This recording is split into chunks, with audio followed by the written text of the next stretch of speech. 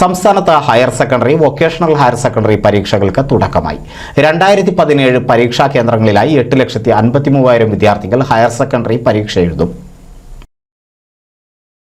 +1-ൽ 4,14,159 വിദ്യാർത്ഥികളും +2-ൽ 4,41,213 പേരും പരീക്ഷാ കേന്ദ്രങ്ങളിലെത്തും. VHSEയിൽ 389 പരീക്ഷാ കേന്ദ്രങ്ങളിലായി 57,707 വിദ്യാർത്ഥികളാണ് പരീക്ഷ എഴുതുക.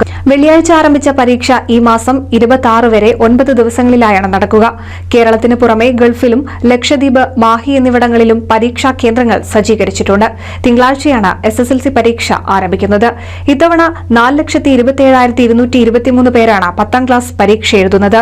മൊത്തം 2,971 പരീക്ഷാ കേന്ദ്രങ്ങളുണ്ടാകും. SSLC പരീക്ഷ മാർച്ച് 4-ന് തുടങ്ങി 25-ന് അവസാനിക്കും. 41 വിദ്യാഭ്യാസ ജില്ലാ ഓഫീസുകളിലെ സ്ട്രോങ് റൂമുകളിൽ സൂക്ഷിച്ചിട്ടുള്ള ചോദ്യപേപ്പറുകൾക്ക് മാർച്ച് 25 വരെ പോലീസ് സംരക്ഷണമുണ്ടാകും. NCV news Edappal.